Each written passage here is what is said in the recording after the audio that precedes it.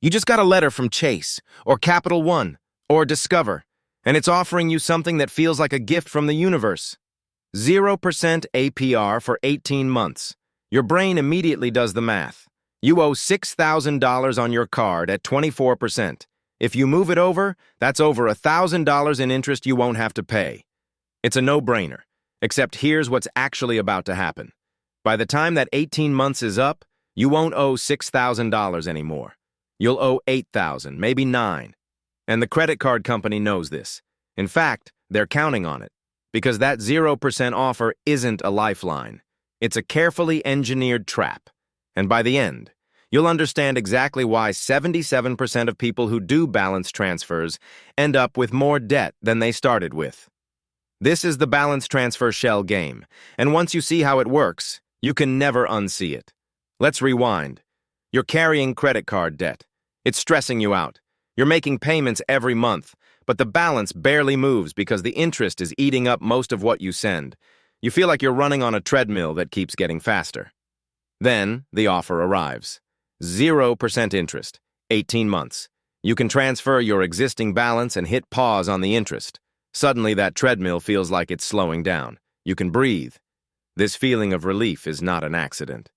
It is the first move in the shell game. And psychologists have a name for it. It's called the licensing effect.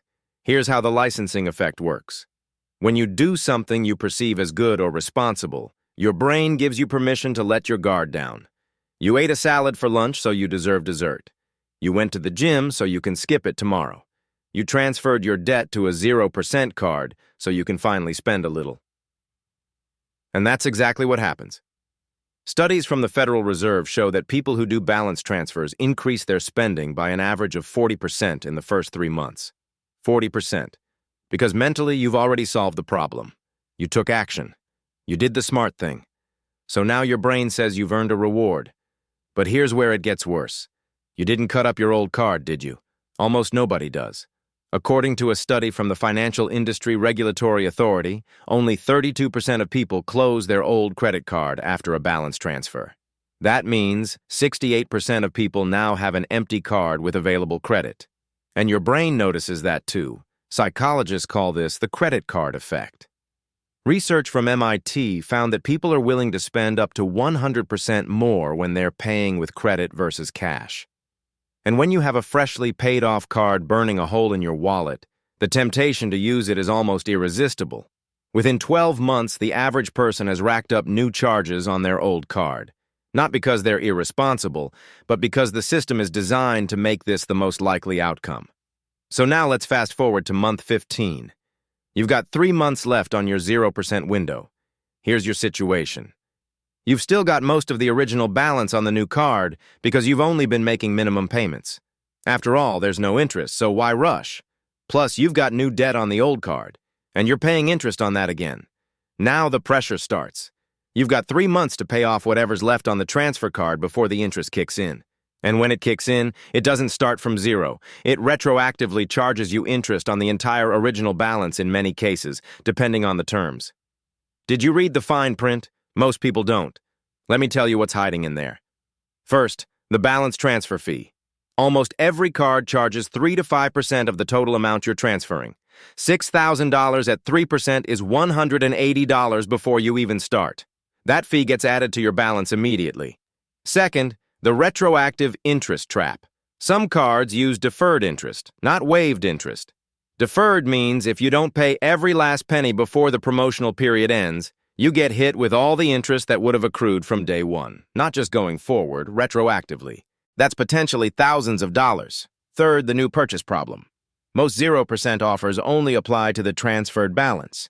New purchases on that card are charged at the regular interest rate, which is usually 20% or higher, and your payments are applied to the 0% balance first. That means the interest charges on new purchases compound month after month, completely untouched by your payments, until the promotional balance is fully paid off. So let's add this all up. You started with $6,000 in debt. You paid a $180 transfer fee. You spent maybe $2,000 on the old card because it was empty and you felt financially comfortable. You made minimum payments on both because that 0% made the urgency disappear. And now you're sitting on $8,000 in total debt with the promotional period about to expire. This is not a failure of willpower. This is behavioral design. Credit card companies employ teams of behavioral psychologists, data scientists, and economists.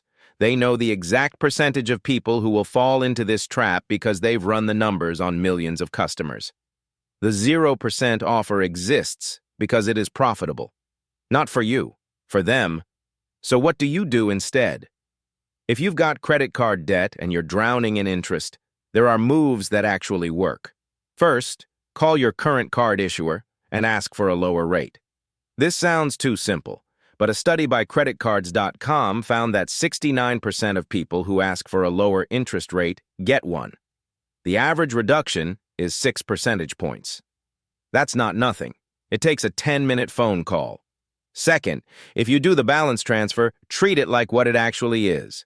A limited-time emergency window, not a solution. Cut up the old card. Close the account if you have to. Set up automatic payments that will have the balance at 0 before the promotional period ends. And never, ever carry the old card in your wallet. Third, consider a personal loan instead. A debt consolidation loan from a credit union or online lender gives you a fixed interest rate, a fixed monthly payment, and a fixed payoff date. There's no temptation to keep spending because it's not a revolving credit line. It's an installment loan. The average personal loan rate for someone with good credit is around 10 to 12%. That's not 0, but it's predictable, and it forces discipline. Fourth, and this is the one nobody wants to hear, you have to address the spending. The debt is a symptom. The behavior is the disease. You can shuffle debt around all you want, but until you understand why you were spending money you didn't have, the cycle will continue. And usually it's not because you're bad with money. It's because you're using spending to regulate emotions you haven't dealt with. Stress, boredom, the feeling that everyone else is moving forward while you're stuck. That's the real shell game. The financial industry distracts you with math and interest rates and promotional offers, so you never look at the underlying behavior, because if you fix the behavior, you wouldn't need their products anymore. You are not a helpless participant in this game. The fact that you're here, learning how this works, means you're already ahead of most people.